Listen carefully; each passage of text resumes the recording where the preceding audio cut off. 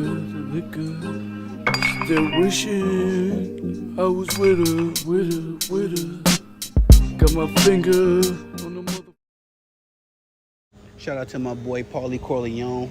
That's the right hand man. We Uncle Paulie's Entertainment over here.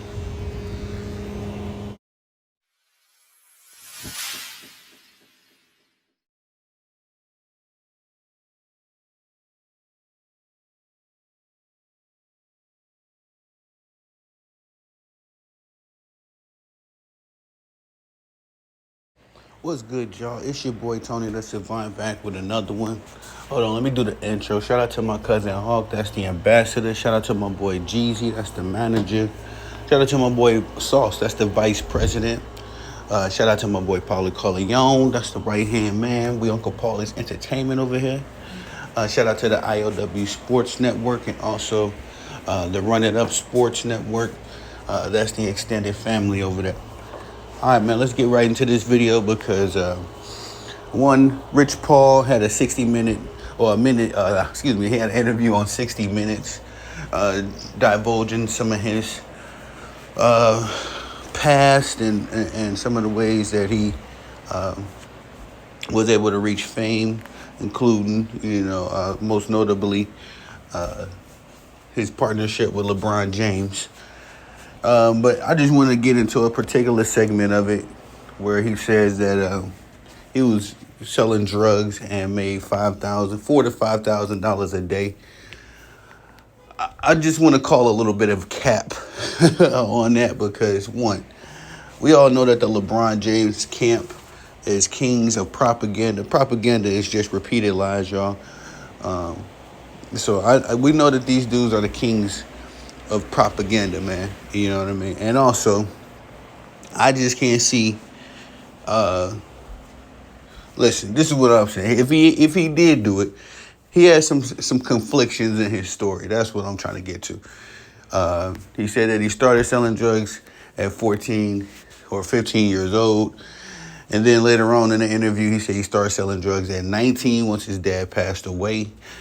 And that's where my eyebrows kind of went up. It was just like, hey, look, man, as a dude that was living that kind of lifestyle, and I don't think I've ever promoted that lifestyle on this channel, never promote that lifestyle, in my real life, I should say. It's not nothing that I'm proud of that I did that. Essentially, when I was doing it, I was just trying to make some money while I was in college.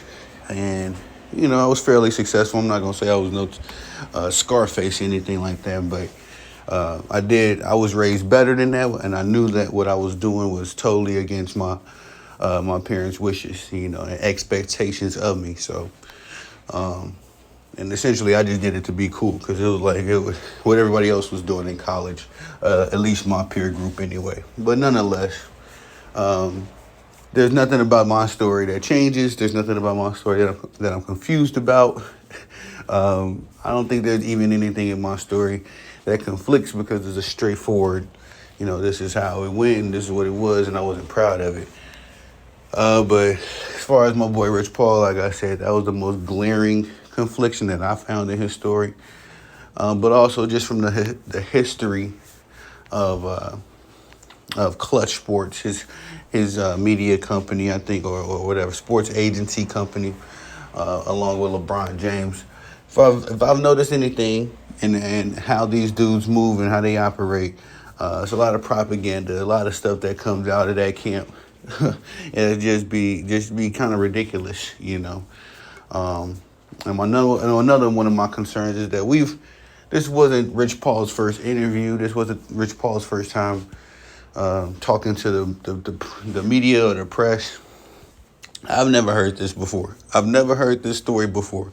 Much like, who was it? I think it was Rich Paul as well that said that, or it may not have been Rich, but it was somebody that said that how LeBron got his King James nickname.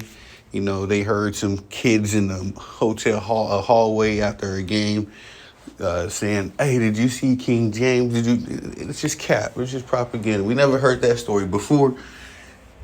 They tried to feed us that story about a month or two ago, I don't think nobody bid on the story, so it just kind of disappeared. That's what happens with the stuff that comes out of the LeBron James and Rich Paul camp. They start a lot of propaganda, and what don't stick, they get rid of. So, if Rich Paul is telling the truth, it is what it is. He did what he did, and then it kind of explains some of his business sense, I would say, because being in that lifestyle does make you put your head on a swivel, make you think about things. You got to grow up fast in that lifestyle. So if he did do it, then, it is what it is. Kudos to him, I guess. He changed his life around. But when I listen to dudes tell their stories, this is not the first time hearing a former drug dealer tell their story. I just listen for certain things, listen to certain things. And I don't know. It may have just been, he may have doctored up his story a little bit because it was going on the mainstream. 60 Minutes is pretty much as mainstream as it gets. But I'm calling cap. And yeah, excuse my pessimistic ways. I just can't see it. The LeBron James camp has a history of just telling these elaborate lies, and then nobody checks them on it. Nobody really does their research and double down, to see if it's true or not. And so we just take it as whatever, their truth, if you will, which is so annoying. But anyway, that's all I got for it. Sorry if I sound like a hater. Not sorry if I sound like a hater. I'm calling cap, though. But y'all, please like, subscribe, comment, hit the notification bell so you can be notified when I'm dropping content on the channel. Thank y'all for the love and support. My slogan. Y'all humble me. Y'all motivate me. Y'all the bosses. I'm the guy that loves to work. Let me get back to work. Peace.